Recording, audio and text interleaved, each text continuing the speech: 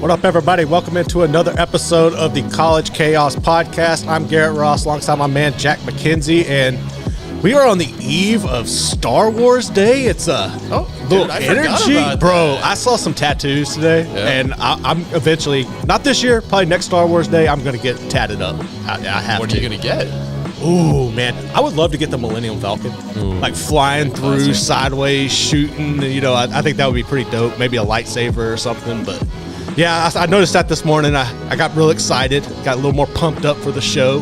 Brought some energy and some juice and whatnot. But man, we got a lot to get to today. The Big 12 has got a new venture. They're going to head to Mexico. You've got some really a conversation yesterday that we had that really spurred our second segment when we're going to get into the SEC quarterbacks.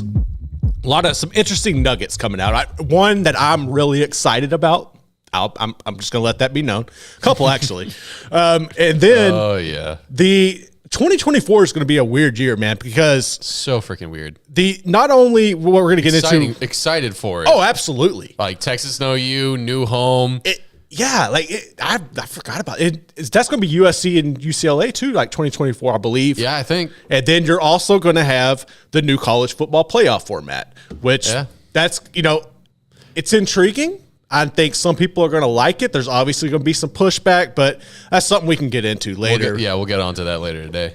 But I think we need to start with the Big 12 and Brett Yormark.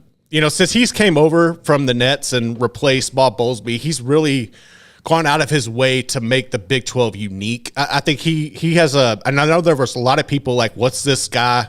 How's he going to navigate the Midwest? How's he going to navigate this territory? And I think his thoughts, his initiatives have been received very well. And I think that you needed that. Like, this conference really needed something new. But we started off where they're going to do the basketball at Rucker Park in New York. That's going to be a lot of fun. Well, don't forget the Pro Day, I think, was before that. Yeah, they're going to have the Pro Day all at the Star in Dallas. The whole conference Pro Day together. I like that. I'm really looking forward to that. Like, I like Baylor's Pro Day. We have an opportunity to go over there. But at the same time, when you get everybody in one location, because we keep up with these guys, we get to, when we have an opportunity, like in the summer, Big 12 Media Days, you get to meet these people and talk with them. The big thing is it doesn't engage the fans having each of these individual. So having one together that you turn into like a fan event, I think that's a really cool idea. Plus, it brings more eyes to the conference. It's an event that people might actually be like, I want to go tune into that, like the NFL Combine. Yeah. Obviously, neither of those events is huge. They're not getting massive viewership numbers, but it's something. And stacking some things together is really, really good for a conference in the position of the Big 12 right now. No, it really is. And I think, I mean, like the fan experience, I think you can do like little, set up little fan events and have them engage with coaches or whatever. That's going to be cool. But then the new thought process comes out, Big 12 Mexico. So right now you're looking at in 2024 going and having a basketball game in Mexico City. The teams floated out right now have been Kansas and newcomer Houston. I think it's cool. Like when I first saw that, I was kind of like, I don't know if I was apprehensive about like Baylor getting jumped in that, but it seems like I don't feel like Baylor's getting jumped. That's the thing. I wanted to get your opinion on that. They're not getting jumped. It just seems like like the past few years, it's been them and Kansas holding it down. Yep. And then rightfully so, Houston is going to come in, but it almost seemed like, and while Baylor is, I'm not saying that I don't think Baylor's in just as good of a spot, if not a better spot than Houston as a basketball program right now. I think it just makes more sense. I think Houston's alumni base is bigger. I think they're closer to the border. I think it also is a great emphasis on this is the new Big 12. Right. This isn't your grandpa's Big 12. This isn't your dad's Big 12. This is one of the new members who is a power in basketball going up against the undeniable, unequaled Big 12 basketball power. Again, I know where Baylor's at. It ain't where Kansas is at. Yeah. So, honestly, that feels like the perfect move, the perfect game to have if you're doing basketball. Yeah, I mean, I like it. I think it's going to be intriguing. And another thing is, like, how do you set up the rotations? Like, this year it's Kansas and say it is Kansas and Houston. Then next year, do you do K-State Baylor? The rotation with that's going to be intriguing. That's one thing to keep an eye on. But not only is it going to be basketball, you're also going to have football. They're looking at doing football in Monterey. They'll be holding that at the Estadio. I probably butchered that. BBVA Stadium. Estadio. Well, see, there you go. You're more cultured than I am. Estadio BBVA, 53,000 seat stadium. I mean, that's bigger than most in the Big 12 or on par. So I think that's cool. My thing is like, how do you determine those matchups? Like, do you think you would do like, say if it was this season, would you try to put TCU and K-State there because they played in the Big 12 championship last year, or do you go like a new blood situation? How do you think you would navigate that? Football is going to be so weird because like you're losing the two biggest brands of football from the conference. Right. Like there's no way to sugarcoat and Texas that. probably has the biggest fan base in Mexico. I think of them like the Cowboys. Yeah. I see it the same way. So after that, it starts being like, what do you entice people with? Like, does the Baylor TCU rivalry mean crap south of the border? And I don't know. And even then, are you willing to take a rivalry off campus? So you start having to look for maybe some more interesting matchups. What first jumped to my head was Tech and Houston. I can't exactly speak to why I think that. Well, fan bases. I think, especially Tech, they're a rabid fan base who would travel. Yeah. And you mentioned Houston's fan. I think that makes sense. Yeah. But then it's like, you're not going to give Houston the first football and first basketball game. No. You can't. It's going to have to be 4 different schools. Well, so then I looked like maybe Oklahoma State, a pretty good established brand, but they're looking like they're maybe on a downslope right now. I really don't know what direction they'll take it with football, but I still think it's a great idea. I think there are a lot of rather football-starved but football-obsessed people down there who they don't care if it's the NFL or Power 5 college football. It's football. Yeah. I also was thinking, too, like, say if you took a program, let's say you put BYU down there versus, Iowa State. I mean, just throwing shot in the dark there. I think if you're a program like a BYU, if you're like a Baylor, I'm sure TCU does this. I'm not 100% because I'm not familiar with the program like that. But a lot of those private schools do the charity work. They'll do the travel. Like, do you think you could tie that into not necessarily a mission trip type thing, but I feel like those schools would do well to go down there. They're already familiar with that. Like, I think that would be something that could engage with the community as well. Yeah.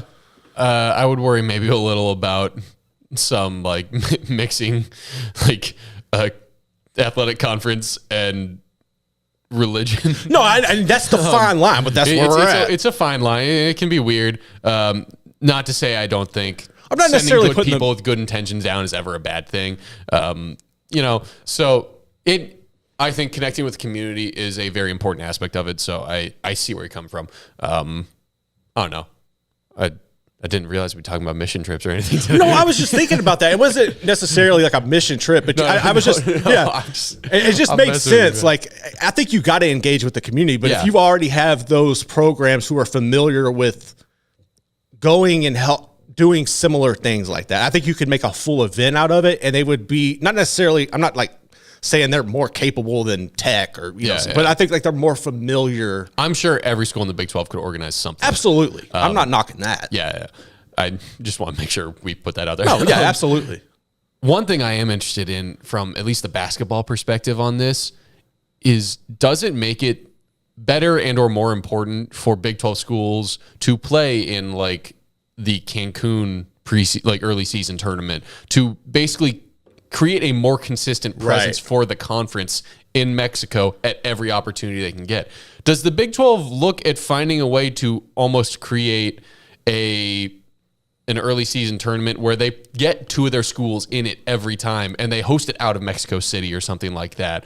Does the Big 12 look at saying, hey, these Big 12 versus some other conference challenges, like the marquee game of this challenge is going to be played off campus in Mexico somewhere? There are options there that I think are really interesting that aren't necessarily there with football. Right. No, I think that's intriguing too. And you're not only is it just football and basketball, and those are going garner the most attention because obviously those are your money-making sports per se. But you're also looking at doing baseball, and you're also looking at doing soccer.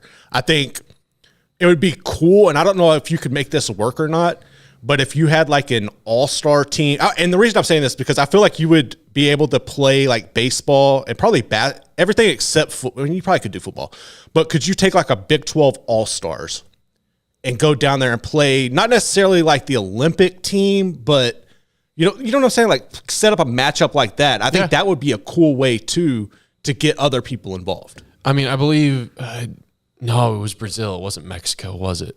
Did Mexico have a team at the Global Jam that Baylor played in Canada the other offseason? I think it was Canada, Brazil, and like Italy, right? But I know they're going to have one. They have to have one. Yeah. So again, there are options with this, and I think playing a regular season game or two for basketball is an amazing thing to start. The NBA's done it. They've had a lot of success with it. As far as I remember, the NFL has done it, going and playing. I think it was like Chiefs Raiders down in the Estadio Azteca. Yeah, like wasn't that like with the turf was all jacked up and everything? That's the one thing you got to kind of it's tough. It can be tough, careful with, but still, like I just think it's a really, really, really cool opportunity for teams in the Big 12 and for the Big 12 itself to grow its brand. I don't really see a downside. Like, what is there a downside here? Playing either football or basketball in Mexico?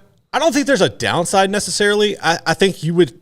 The only thing I would make sure if I went down there, I would want to come. If I played a game in Mexico, I want to make sure that my next week is a bye week, because I think we've seen it numerous times in the NFL when they go overseas, where teams that travel, and it's not overseas, it's still closer, but I think you still, with everything that goes into that, you're going to be mentally exhausted as well as physically. I think you need a week to make sure, more so for football. At least at the start for football, right. I definitely think that you're right, and just to test it out, you should be giving them buys. I wouldn't put it in there saying every time a team goes to Mexico, they get a bye the week after. I think you don't want to close that off for the future because it's not the craziest trip. No, it's not. But I think having that there, yes, at least at the start, ideally, when you as you test it out the first time or two, definitely.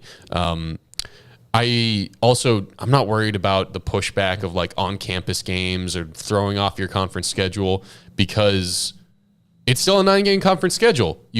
Worst case scenario, you get 4-4 in a neutral, right? Yeah, I mean, we've seen that. You should never be forced to play 3-5 in a neutral, and I think the conference can accommodate that. Yeah, I mean, I think we've seen that in the past, right? Like when Baylor and Tech would do their little neutral, which was terrible idea. Terrible idea. Terrible. I hate neutral site games mostly, especially neutral site rivalry games. Yeah. I like them, like the big games, like to start off a season. I don't mind, but like if it's in, do you do? I hate that. Only one game comes to mind as yes, that should be played neutral site rivalry every year. Texas, Oklahoma. Yes, I can see that. There is no other game that I think actually should be played neutral site rivalry. I can see that. Rivalry. Yeah.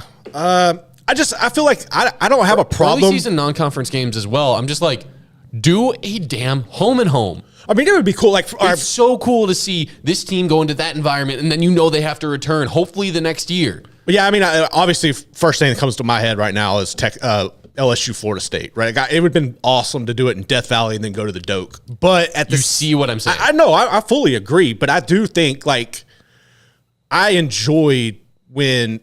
It was a blowout, so I wouldn't use USC Bama. But you have numerous games up at Jerry World, and I think it does add, especially if you're a fan of a team, especially in this economy, who cannot travel. I think there's value to bringing a game to that area. Does that make sense? Like some value to that. Not buying it?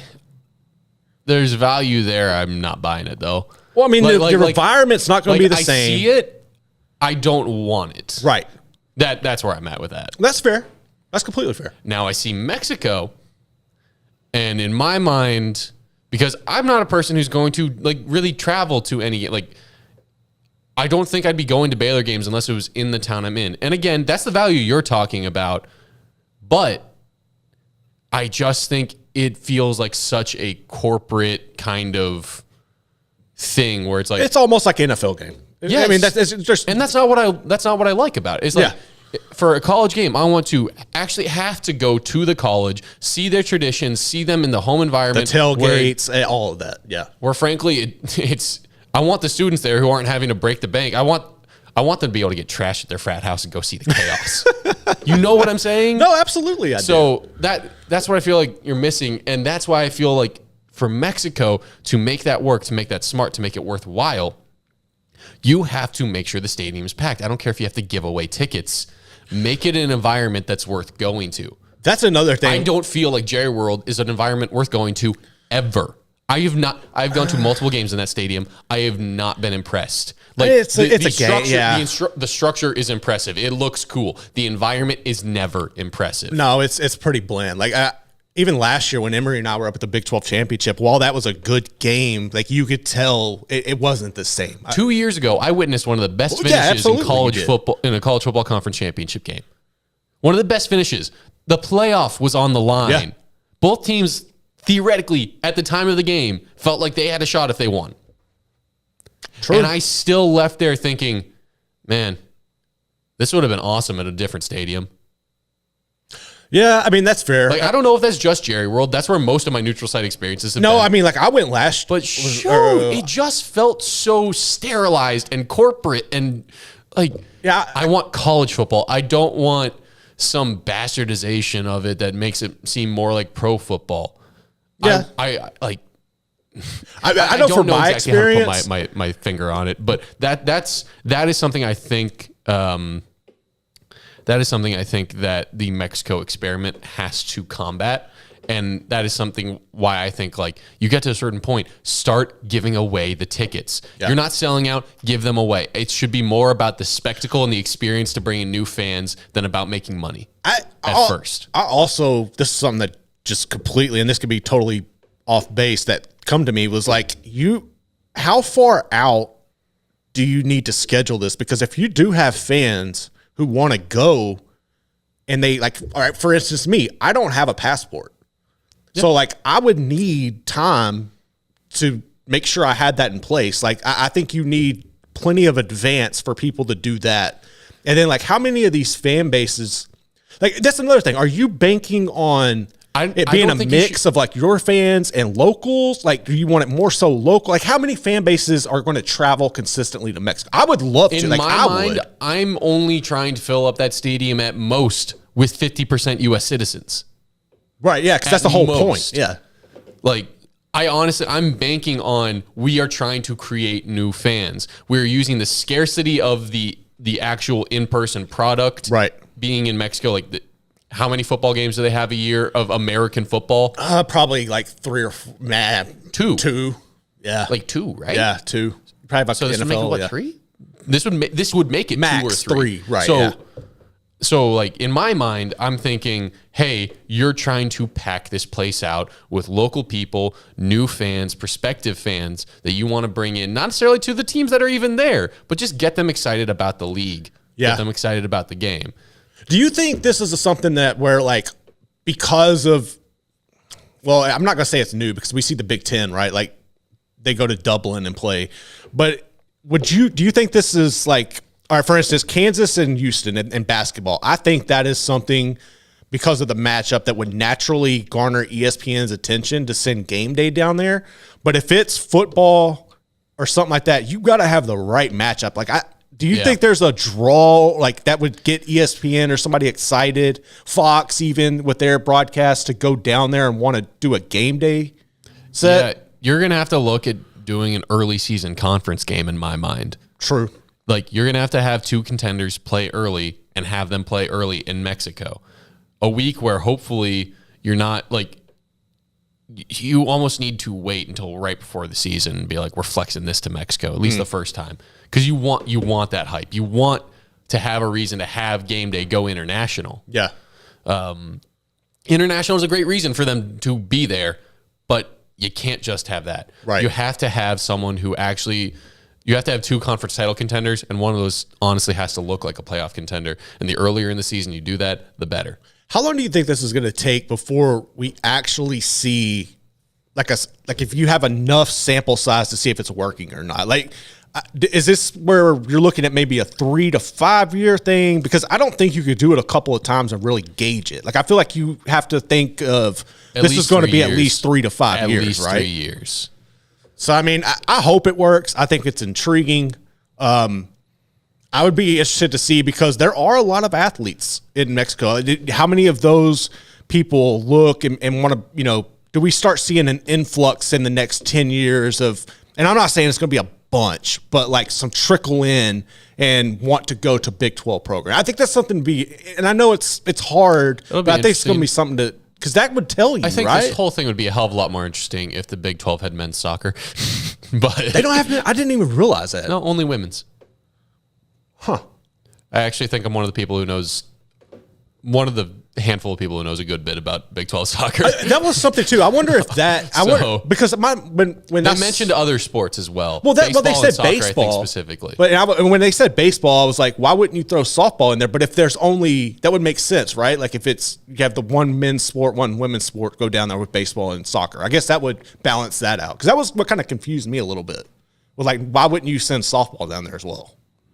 But if that's how it is, I don't know if softball's even remotely big in Mexico. That's a great point too. I know nothing about softball. I like the pace of it. It's pretty fun. I'll take the pace of that over baseball any day. It's good. All right, man. But no, I hope this works. I think it's fun. It's something unique, and it just kind of solidifies what Brett Yormark is doing and his mindset for the growth and keeping the Big 12 relevant while everybody is up against the juggernauts. The Big 10, the SEC are continuing to separate. I know we're going a bit over here, but just random question to throw out there. We've seen, like, these last 3 steps in my mind are the Pro Day, the Rucker Park, and now Mexico. Mm-hmm. That was after jumping in line on the media deal. Right. What on earth do you think the next thing could be? Because, like, I don't think he's going to slow down. What is the next thing that Brett Yormark has the idea for the Big 12? Well, I think, and this is probably going to piss some people off out west, but you're having meetings today, ironically, in Arizona. I think expansion, right? Like, that's got to be, like, you've had outside of expansion. Okay, outside of expansion. That's a good question. I know I just sprung it on you. We did not talk about this at all before the show. No, I mean, it's cool. I'm trying to think, like, you could do, she got baseball. Like, what other sports or what other could you capitalize on? Like, do you do something unique with TV? Like, I mean, that's kind of limited. You've already got your contracts. Man, I don't know, dude.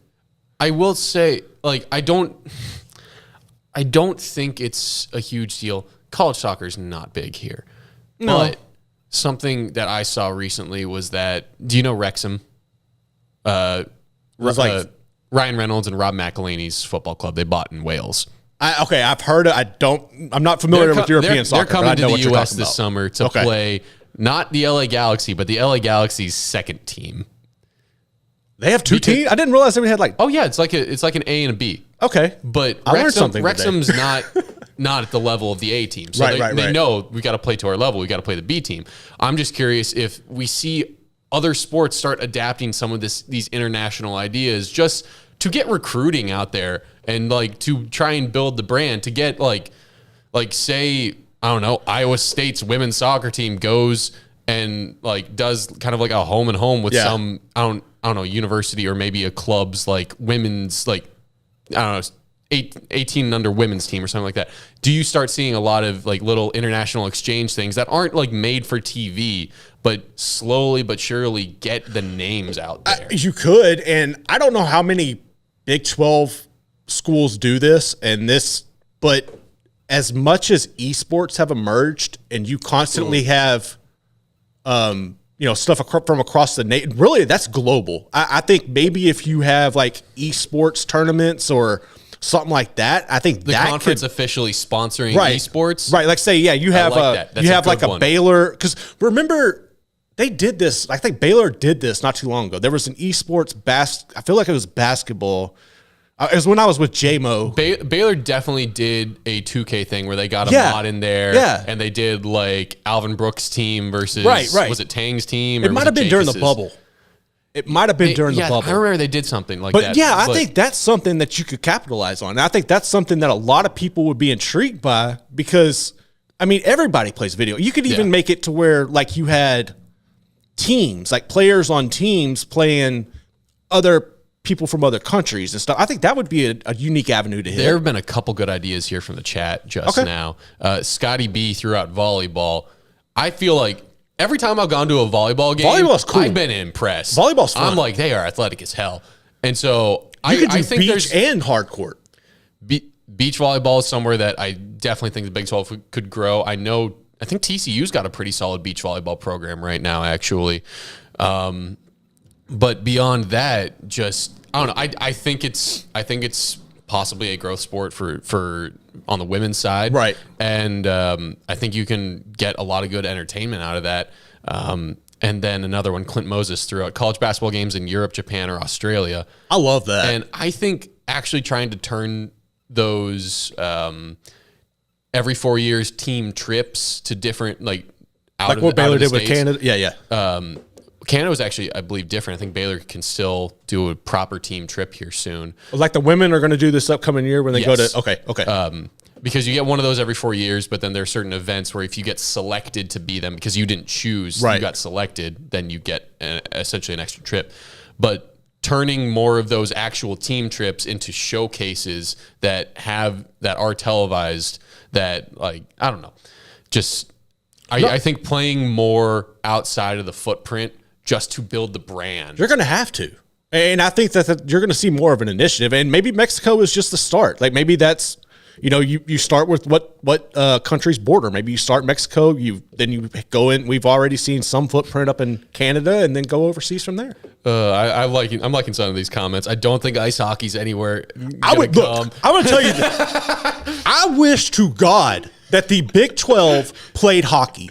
I freaking love hockey. When I went to Arizona and being able to go on Arizona State's campus and they were practicing, dude, I was so freaking pumped. Like, I need that. I know they have club hockey, and that's cute. Garrett make this a damn NHL sport. I mean, not NHL, but make this an NCAA sport. Yes. Big 12 hockey, take that crap to Canada. Let's ride, dude. Let's freaking ride. Okay. I'm down. Also, the big Lubbock with next is the World College League for non-football sports. I don't think any of us think it's going there. I don't even necessarily think you're going there. That's too much money. Just to be clear, I don't think the big Lubbock's going there, but it's interesting. I don't think it's actually happening. Paxton's down for hockey. Paxton's the one who brought up ice hockey. But would you do rifling and stuff? No, I mean, dude, TCU is we're taking the what was it was it meat checking world championships or whatever that meat judging world championships? Nah.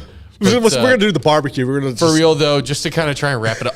I really actually do think you're onto it with the esports. Esports, I think would be the perfect thing. Esports is the one. I get the. You don't even have to go there. You can do that remote. Yeah, there's something about that. The idea is just yes, this is what Brett Yormark will do next. I mean, I think that's a great avenue. Probably wrong, but esports does sound like it's the most feasible option, in my opinion. Yeah, could be wrong, but I think that is definitely an avenue. All that really leaves me thinking now is what's next for all these other colleges and conferences, and specifically, what's next for QBs in the SEC? Ooh. Because a lot of their top QBs are gone. A lot of turnover, man. A lot of turnover. And we're going to tackle that next here on the College Chaos Podcast.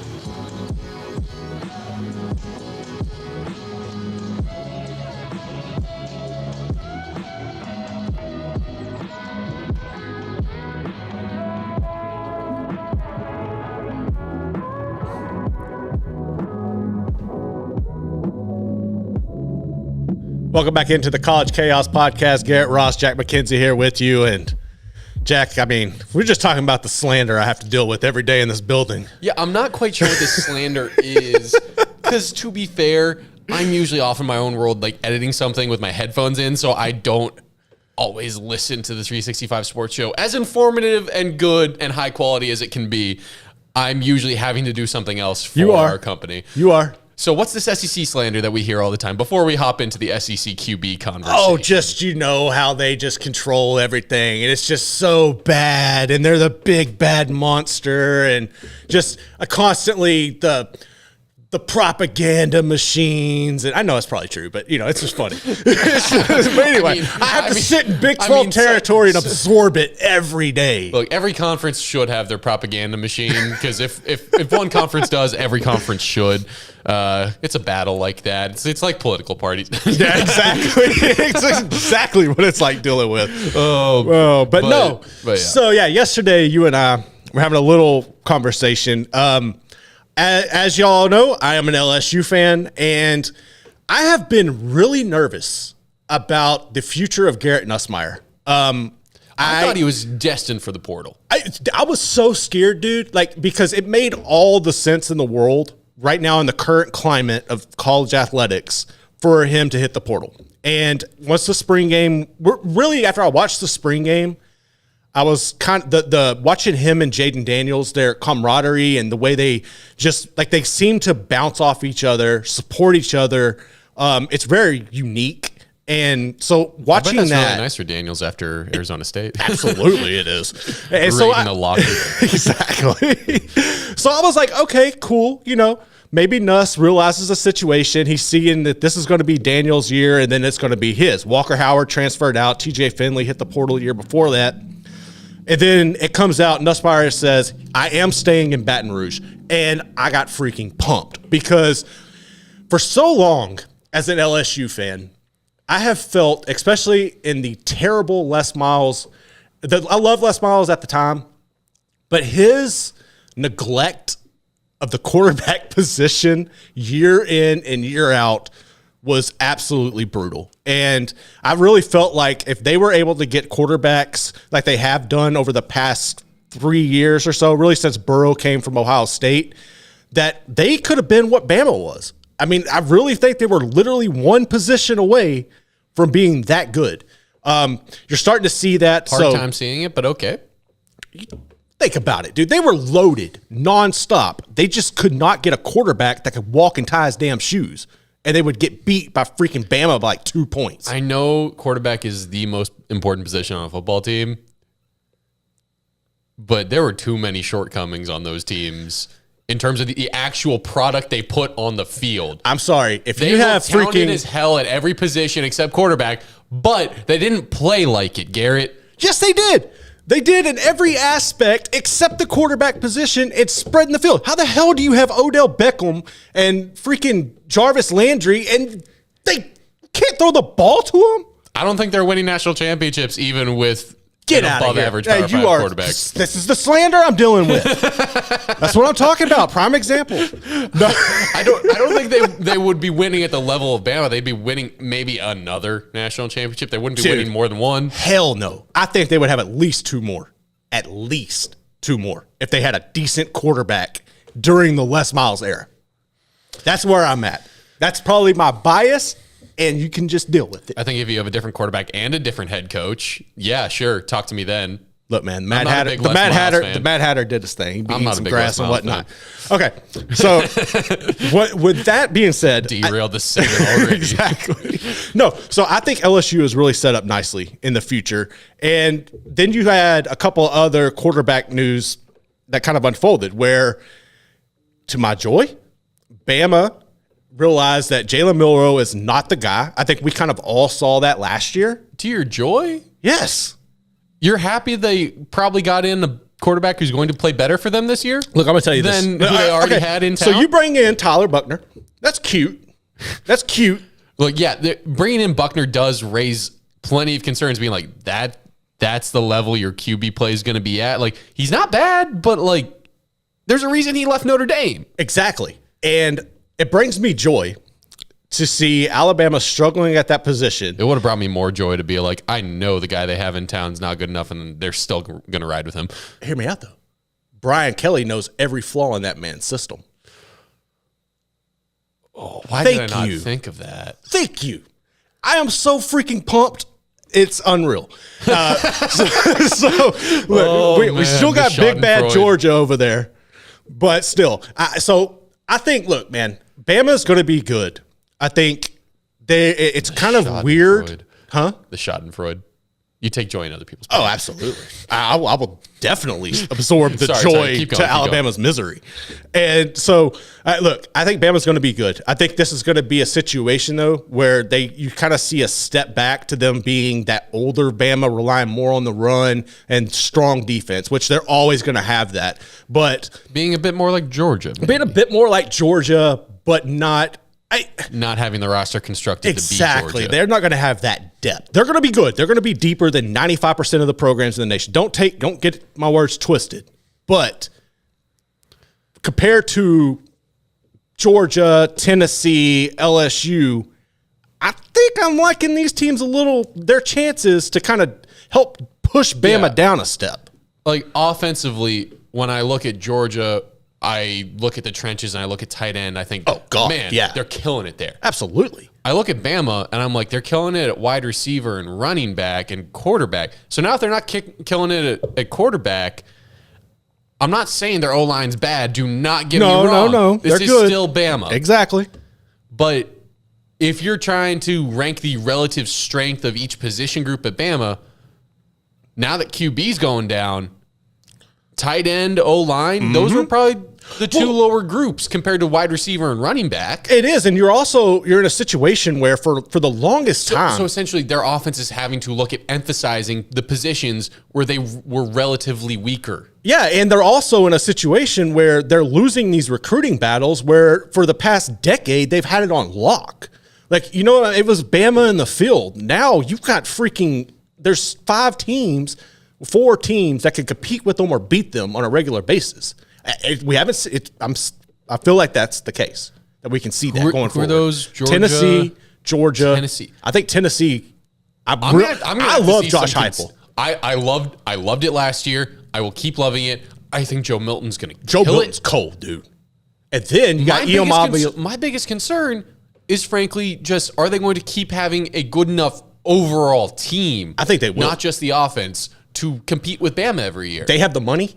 That's where we're at now. Competing with Georgia is a different question. Yeah, I want to make sure. When I say compete with Georgia. Bama, I'm not saying compete with the best. I'm saying compete with Bama. Because Bama. Georgia's the best right now. And then you're also you got to have a situation too where we don't know what the schedule format's going to look like. They're still trying to debate that, how they're going to do that. So you're not necessarily going to play everybody, which you never have anyway. The Big 12 was the only conference that did that.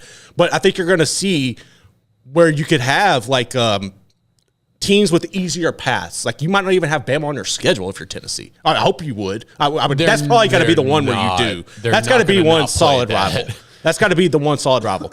But I think that's something to take into consideration too. It's like, how is this schedule going to shape out and everything? But I feel like these programs are catching up and going to pass Bama. And when you're looking at a situation where you're relying on a transfer like Tyler Buckner to be your guy, I'm not real confident. And Jalen Milroe's your backup. Like, bro, does he need to be like Roschon Johnson and switch positions at this point? Like, he can't throw, dude. Like, he's not accurate. Know. He's fast as hell, but he's not accurate. I don't know, man. I don't know enough about him, but all I'm left here wondering is, like, if Bama's truly looking at getting passed up right now, are we about to see the wrath of Nick Saban again in the next 2 years? Or are we actually going to see the tail off, finally? Look, I think they're always going to be competitive. And I'm not saying it has to be one of those things. No. I think they're always going to be competitive, but I think we're in a situation right now where the Saban golden era is gone. He's always going to have teams that are good. He's always going to have teams that are competing, but they're not going to be what they have been. There's just no way. And plus, you're going to throw Texas, and I know Texas, other than Paxton, I'm probably going to get ripped for saying Texas doing anything. But I think with their money going over there, they need to do something this year. There's going to be more hands in the cookie jar. You know what I'm saying? So that's something to keep in mind. But as far as like TJ Finley transferred out of Auburn yesterday as well. And this was a guy who... Yeah, walk me through the Auburn situation. Okay, so Auburn's really weird because you have Robbie Ashford who came in. He transferred from Oregon. And when Finley went down last year, Ashford came in and he showed that he could carry that offense. He threw for like 1,700 yards and 7 touchdowns, and he ran for almost 800 and 7 touchdowns as well. So he's good.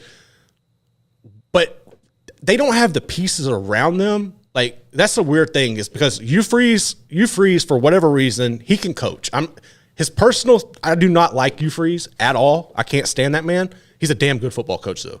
So I think he's going to be able to put a scheme around there. But I don't know how realistically what Auburn can do in the SEC, if that makes sense. Does that make sense? Yeah. To an extent. I'm sitting here just being like, I have no idea what to expect from Auburn. I'm not even certain they'll make a bowl or anything. Like, they'll make a bowl, but they're not like they're nothing to be scared of. They're nothing. I find it incredibly hard to believe they won a national championship around like what, a decade ago now with Scam, yeah. Just like, okay, just taking shots out here. But yeah, like I said, I needed you to walk me through the Auburn situation because I don't know it too well. It's so Auburn's in a situation now where you got the turnover. They have the pieces there, but they're just not up to par. Do they have the pieces there? Well, that's the biggest thing. Like they seem like they're thoroughly little brother now. Oh, they're thoroughly little brother. Been little brother. No, but they're definitely. It seems like they got a good bloody nose from their older brother, and they've had to go rest for a while. The problem there too is like you can never breathe if you're a coach, or there's so much pressure because of that mass little brother syndrome where nobody's ever happy. And we hear about Texas and all of the behind the scenes with the regents and stuff. Auburn probably takes that to another level. And I just, you have such a small window there. And with Freeze kind of like working his way back into the SEC and because that's where he wanted to be. You know, he had success at Ole Miss, but at the same time, like, I just don't see them being really relevant in the grand scheme of the SEC anytime soon. Grand scheme of the SEC, we're going to have to go rapid fire here so we have time to talk about the college football playoff. Yep. Let's say give everyone a grade of like a strength, a question mark, or a weakness. Their QB is their QB situation is a strength, a question mark, or a weakness. I'm going to start naming teams. You tell me where you think they are. Okay. You ready? Let's do it. Texas A&M. Ooh, I would say that's a question mark because Wagman's good. I just don't trust the pieces around him, and I do not like Petrino as an offensive coordinator, and Jimbo Fisher is on thin ice. Arkansas.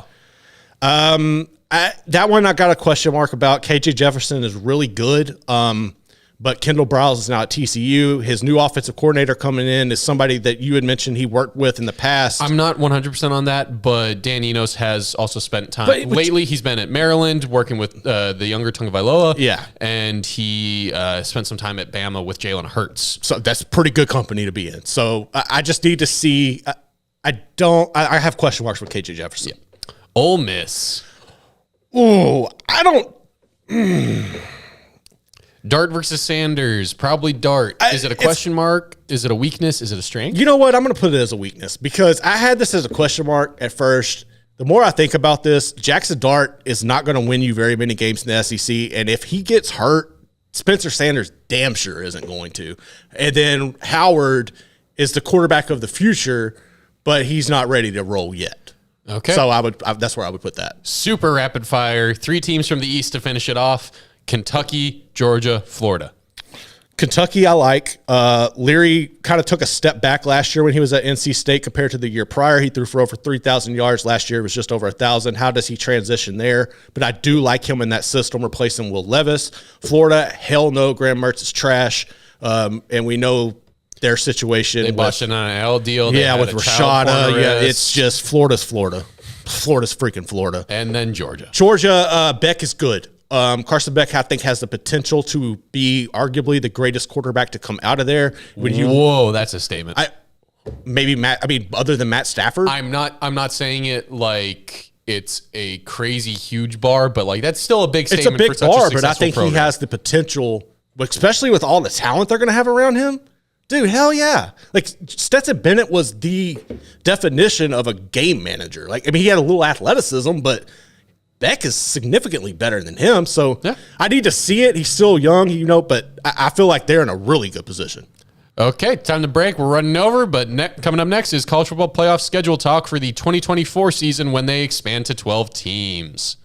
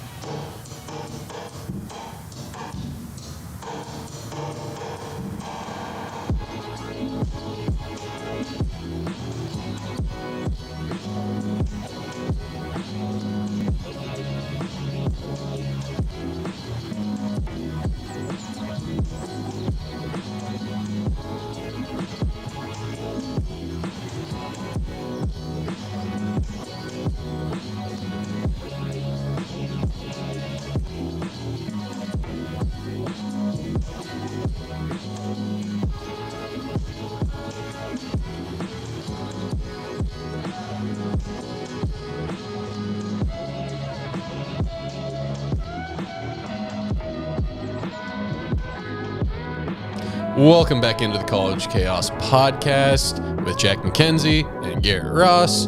And our last topic for the day is the newly released 2024 college football playoff schedule. At last.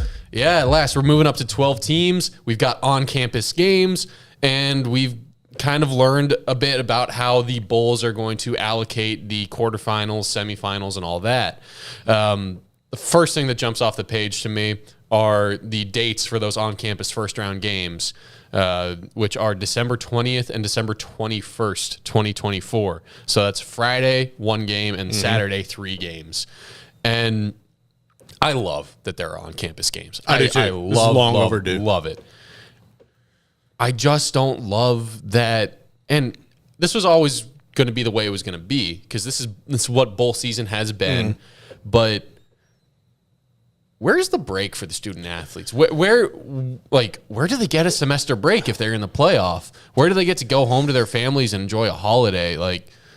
Yeah, and I think this is something that, and I really didn't realize this until the other day when Faith was in here and she was recording her podcast, which go check that out. And we had Zach Loveday, and he was talking about how basketball players traditionally don't ever really get that. They don't get that Christmas break and stuff. And I've never really put that in perspective, you know, and that's a situation where it's new. It's going to be, I guess, new to some teams. It sucks, but it's cool too. I think you're going to have, while you would like to be with your family and spending time, to have an opportunity to play on TV, you know, and be that go-to for everybody. I think that's kind of like a thing where you would you would take it would be worth your while. Like, you know what I'm saying? I think so. I don't think it's that big of a deal. I agree with you. I don't think it's a huge deal. It is just something interesting. Something popped into my head when I looked at that first weekend of games. Now, the second weekend, the second round, the quarterfinals, Tuesday, December 31st, the Fiesta Bowl, and Wednesday, January 1st, the Chick-fil-A Rose and Chick-fil-A Peach Rose and Sugar Bowls. So the thing there that I think jumped out to both you and me is it's a Tuesday and a Wednesday. Yeah. And it's not necessarily weird. Like we've had stuff like this before. You know, the last few years, the semifinals have consistently been, you know, New Year's Eve or New Year's Day or however they've chosen to allocate it. It just, I think the main point I made when we first talked about this was this doesn't help people track through the playoffs. No. I look at the NFL playoffs and it's like, well, it's going to be weekend, break, weekend for the Super Bowl. Like you can track through that consistently. You want to go home on a weekend, turn sports on, you know this is where it's going to be. And it's the fact that it's going to be the same teams. If they keep winning, you keep following them. March Madness, same thing. Weekend 1, Thursday through Sunday. Weekend 2, Thursday through Sunday. Weekend 3, Friday, Sunday, right? Yeah. So you track teams through. There's consistency there. This is weird. It's a 11 day break. That's what I don't like. I think there's too much time in between. I like it for the teams. I think it probably helps the better teams with the game planning. And you're always like, teams aren't going to sneak up on you. It's not going to be like, oh man, we've got a quick 1 week turnaround. What's going to happen? Like, you've got that extra time. I just don't think it does the main thing that playoff expansion is truly meant to do by the people who made the final decision to expand it. I wanted playoff expansion because I wanted my team to have a shot. I think the people who actually expanded the playoff wanted playoff expansion for more eyes, more money, more new viewers to get into the sport. Oh, I mean, this is like the money that's going to come off of gambling alone from this expansion is going to be absurd. When I was looking at this, a lot of people will be off up from work, even though it's a Tuesday and Wednesday because of New Year's. But if you're somebody like, all right, I worked in the medical field for a decade, and you don't get holidays off. Like you're working, and most people want to party. You want to go to a party. You want to watch the game. It kind of sucks if you got to work the next day. You know, like that's one of those things. It's in the mix. Hell, at a party, how often? I don't know about you, but the parties I go to, like, I'm lucky that I have friends who also love sports as much as I do. Right. And we're not trying to go out to a bar or club that's not going to have it on. So I can usually find a way to have the game on. But a lot of people, they go to parties where the last thing more than half the people at the party want on is sports. For all those lame sports guys to go obsess over in a corner. I think that's when you kind of rely on, when the Pac-12 might get excited about this, the streaming aspect. Because if somebody's got like the damn New Year's thing on, then I have zero interest in watching any of those people. But if that's on the main TV, you're going to catch me posted up in the corner with my phone. Just watching the game like that. So there is an avenue to kind of get around that. It's not ideal, but it is there for those seeking that out. Yeah. It's weird, and I would be in favor of them keeping a weekend-to-weekend schedule for multiple reasons. It makes sense to me why they've done it this way, because they're keeping something that they already had that way, the way it was. It just feels like it's going to hurt the carryover viewership from round to round. I think if you sprinkle in other bowl games around that gap, like if you fill those 10 days with college bowl games, specifically in my mind, it's that next weekend. Right. That's where the NFL's just trumps everything, because you're not, and that's why they're trying to avoid this. And you're playing every day of the week except Sunday in this format, is because you just know you can't hang with the NFL. Well, no, that's the thing. The semifinals, you're not even playing on Saturday. Well, yeah, because the NFL playoffs have that exactly. Saturday. And that's the next thing from the next round that jumped out to me. Semifinals, Thursday, January 9th, and Friday, January 10th. So like, I get it. You're getting back to the weekend thing because everyone's back. Right. It's not the holidays anymore. It's back to a normal kind of work week. Yeah. So you want to be in that back half. You want to be when people are going to be willing to go party and like commit to watching it on a night. It's just, and I know the NFL is almost impossible to compete with. My thing is, you don't need to worry about competing with it. You just need to put yourself. Well, I mean, it's tough. It's tough. I mean, we're both sitting here being like, why the hell is the game known for Saturdays not having its championship on a Saturday? Well, my thing is like, it don't even have to be on the championship itself. To me, doesn't have to be on a Saturday. I don't like it being on a Monday, and I thought that was something that they should have addressed with this, because move it to a Friday. Hell yeah, like move it to a Friday. Let that kick off the weekend. No. Because I've got a better idea. Okay, time up the playoffs to the NFL playoffs, where the off week heading into the Super Bowl is the college football national championship. That would be perfect, because you would have all of the eyeballs. I know that pushes it back. That makes a gap there in between the regular, like a sizable gap in between the regular season and the full-on postseason. My thing is like, but at that time though, are there finals and stuff going on? Like, what is that? There's nothing going on for like around that time, right? School-wise? Last weekend of January? Yeah, I mean, for the national championship? There's nothing they're having to worry about. Essentially, this is like move it back 2 weeks, I think. Yeah, I mean, I think that would be ideal, but regardless. That also gives you a window to start having possibly conference championship tournaments of the top 4 teams in the conference, and then they played 2 rounds. Stuff like that. It gives you some wiggle room for that kind of expansion, for overall schedule expansion in any form. Yeah. So that would be a future thing that I'd be looking towards.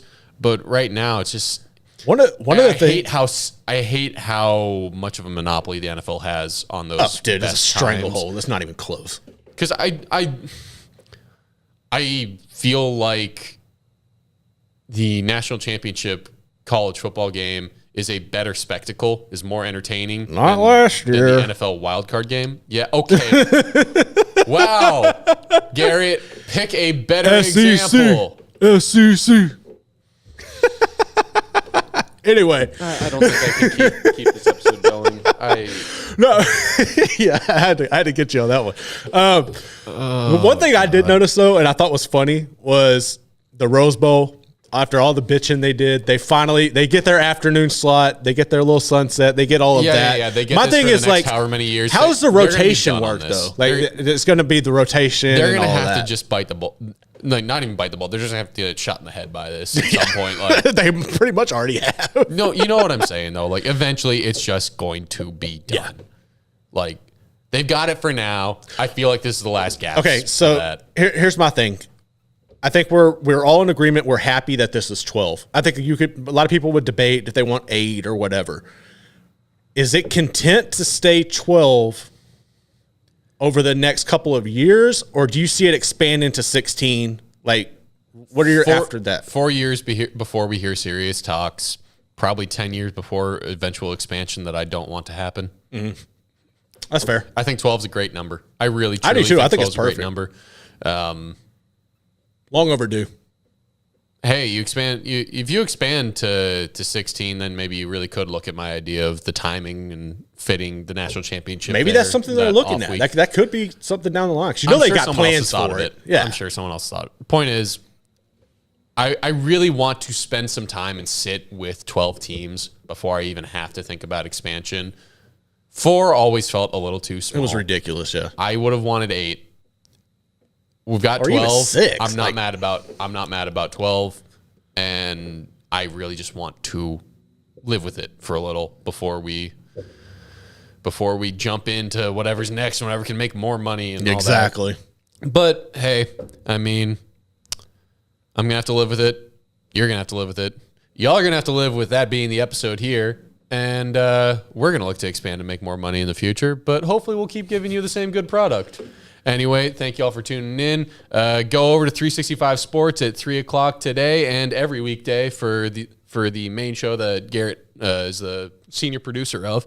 And they'll have your latest on college football, Big 12, college basketball too. Everything, Pac-12, realignment stuff, they got it covered. Anyway, please check out the other episodes of our podcast on Spotify. Subscribe. All that good stuff. We're on Twitter. Give us a follow. Check us out. Anyway, thank y'all for tuning in. And this has been the College Chaos Podcast. Peace.